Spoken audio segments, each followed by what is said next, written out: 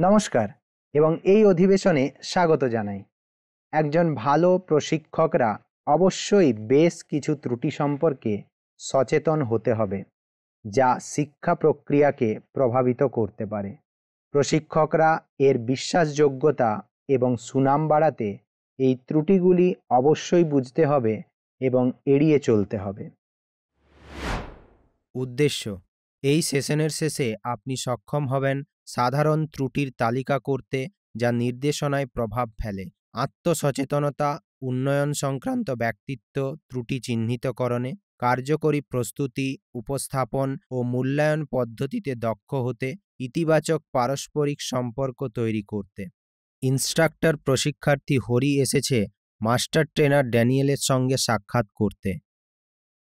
কিছু সাধারণ ত্রুটিগুলি সম্পর্কে বলুন যা খারাপ নির্দেশনার দিকে নিয়ে যেতে পারে।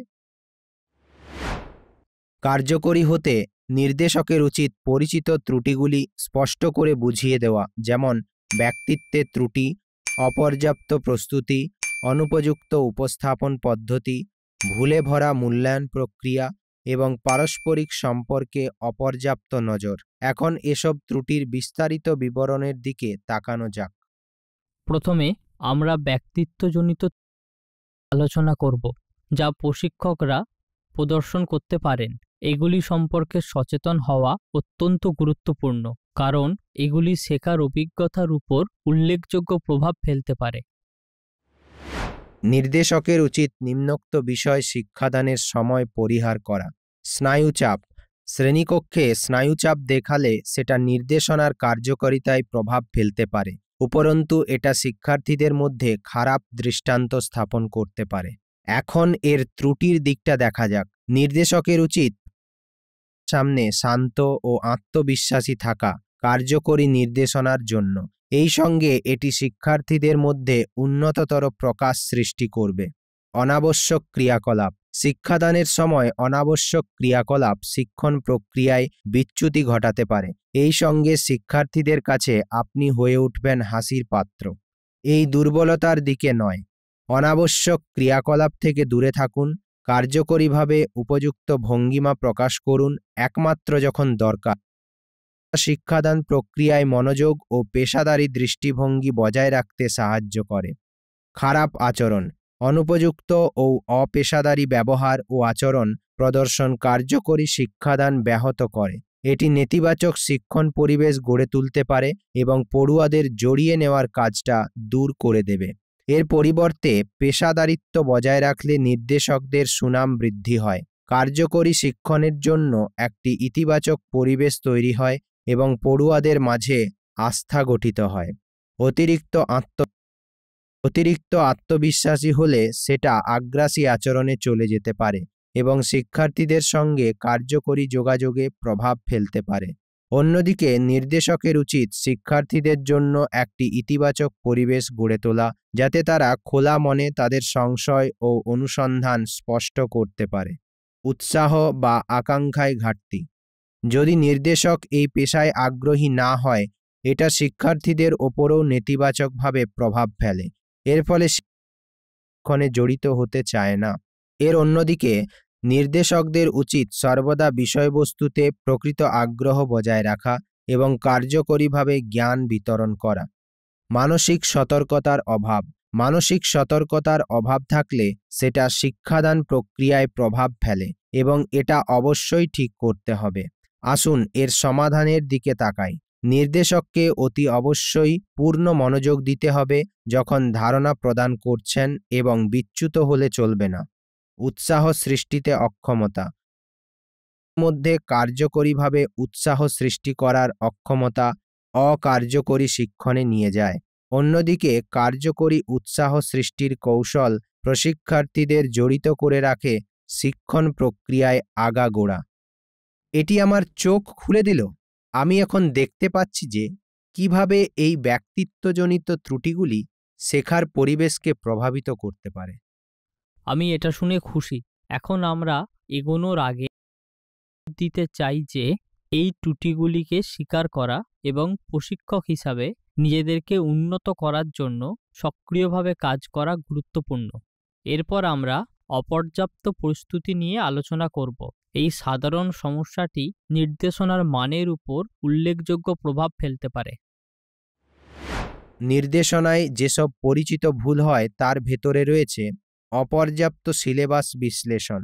সিলেবাস আগাগোড়া বিশ্লেষণে ব্যর্থতার ফলে এর অসম্পূর্ণ কভারেজ হতে পারে।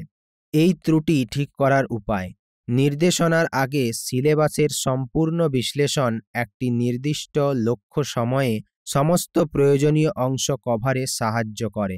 কোর্সের উদ্দেশ্য ভুল উপলব্ধি: কোর্সের প্রাথমিক উদ্দেশ্য সম্পর্কে অসচেতন থাকলে সেটা নির্দেশনাকে কানাগলিতে নিয়ে যায়। এর থেকে শিক্ষার্থীরা কোনো সুবিধা পায় না। এটা আটকাতে হলে নির্দেশককে অবশ্যই কোর্সের প্রাথমিক উদ্দেশ্য জানতে হবে। কার্যকরী শিক্ষাদানের জন্য শিক্ষণ সামগ্রীর জন্য দুর্বল পরিকল্পনা: শিক্ষণ সামগ্রীর ব্যবহার সম্পর্কে অপর্যাপ্ত পরিকল্পনাও শিক্ষাদান প্রক্রিয়ায় ক্ষতিকারক প্রভাব ফেলতে পারে। এই অবাঞ্ছিত পরিস্থিতি এড়াতে শিক্ষণ সামগ্রী ব্যবহারের সময় ভালো করে পরিকল্পনা করুন।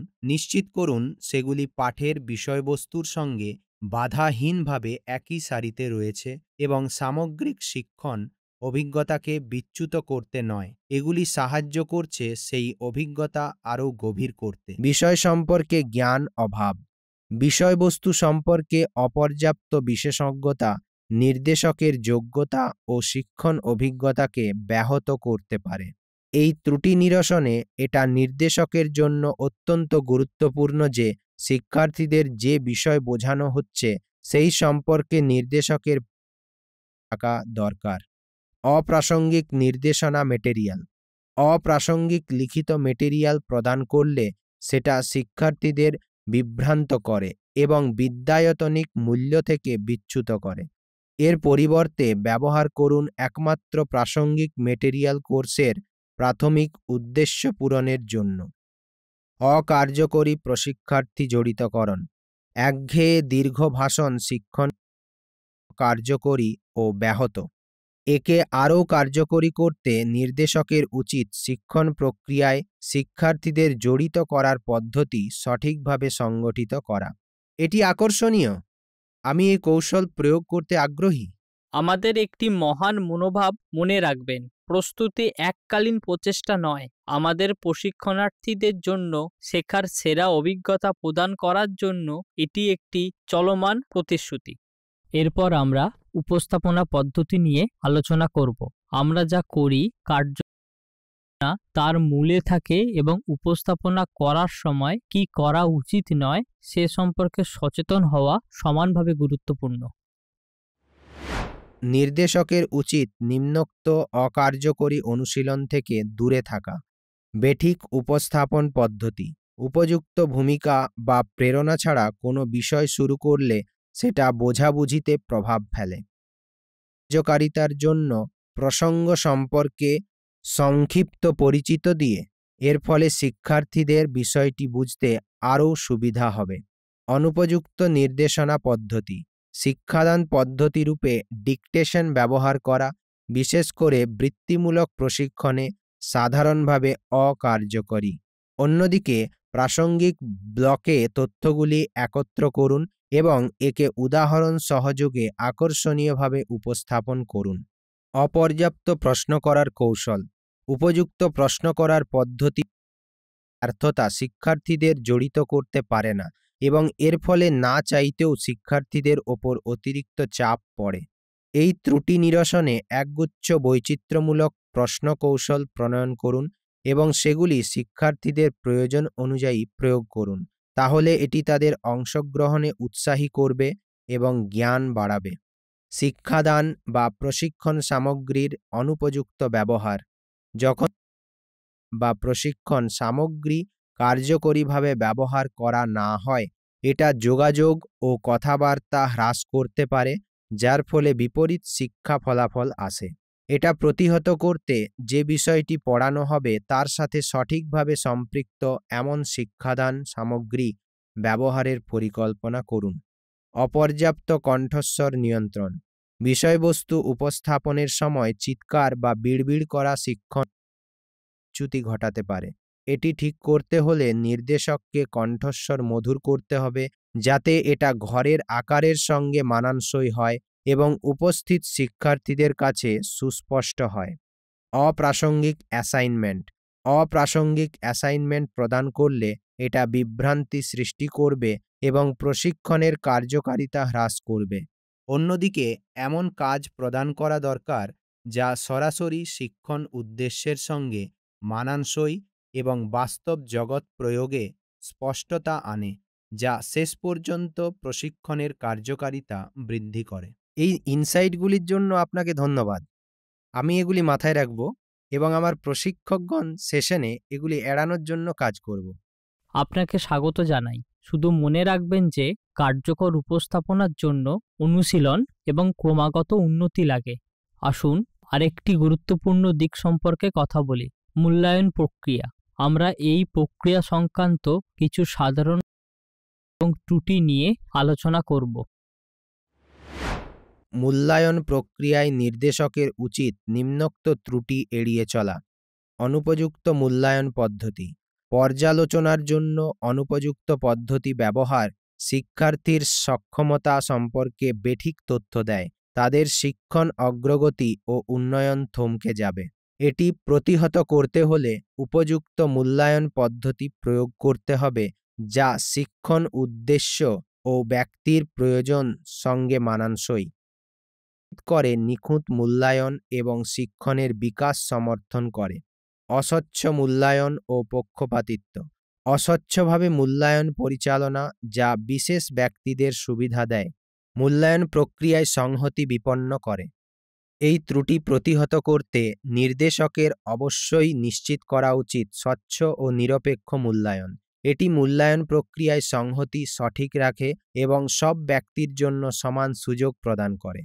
বেঠিক ভুল মূল্যায়ন শিক্ষার্থীদের অগ্রগতির ভুল বিচার করে এবং শিক্ষার্থীদের মধ্যে আত্মবিশ্বাস হ্রাস করে। অন্যদিকে নিশ্চিত করুন যে এই মূল্যায়নে সঠিকভাবে শিক্ষার্থীদের জ্ঞান এবং দক্ষতা প্রতিফলিত করে, যা কার্যকরী মূল্যায়নের জন্য গুরুত্বপূর্ণ। এখন আমি বুঝতে পেরেছি যে কেন মূল্যায়ন প্রক্রিয়ার ত্রুটিগুলি চিহ্নিত করা এবং সংশোধন করা আমাদের প্রশিক্ষণ কর্মসূচির সাফল্যের জন্য গুরুত্বপূর্ণ। আপনাকে ধরি এই পয়েন্টগুলো সব সময় মাথায় রাখবেন। সবশেষে নির্দেশনার আরেকটি গুরুত্বপূর্ণ দিক যার দিকে মনোযোগ দেওয়া প্রয়োজন তা হলো পারস্পরিক সম্পর্কের ভূমিকা। সবশেষে নির্দেশনার আরেকটি গুরুত্বপূর্ণ দিক যার দিকে মনোযোগ দেওয়া প্রয়োজন তা হলো পারস্পরিক সম্পর্কের ভূমিকা। নির্দেশকের উচিত নিম্নলিখিত ত্রুটির ব্যাপারে সতর্ক থাকা। প্রশিক্ষার্থীর মান পর্যালোচনায় শিক্ষার্থীর বর্তমান জ্ঞান ও দক্ষতার স্তর মূল্যায়নে ব্যর্থতার ফলে শিক্ষাদান অকার্যকরী হতে পারে।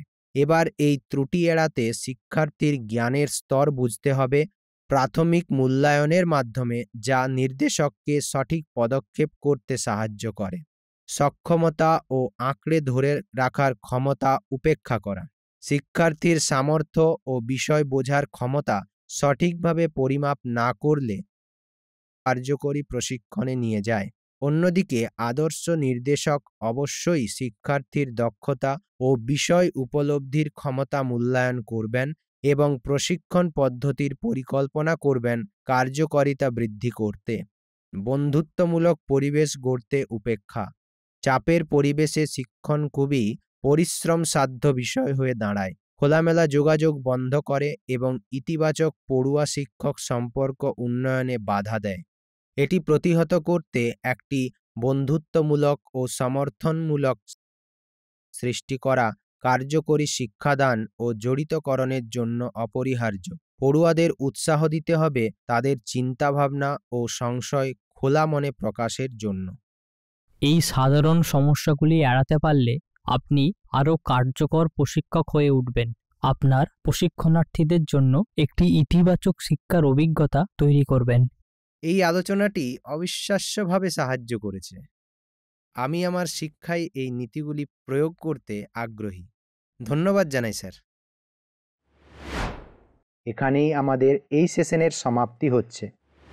এই সেশনে আমরা শিখেছি সাধারণ ত্রুটিগুলি যা শিক্ষা পদ্ধতিকে প্রভাবিত করে, যেমন ব্যক্তিত্বের ত্রুটি, অপর্যাপ্ত প্রস্তুতি, অনুপযুক্ত উপস্থাপনা পদ্ধতি, ত্রুটিপূর্ণ মূল্যায়ন প্রক্রিয়া এবং মানবিক সম্পর্কের প্রতি মনোযোগের অভাব। দেখার জন্য আপনাদেরকে ধন্যবাদ। পরের সেশনে আবার দেখা হবে।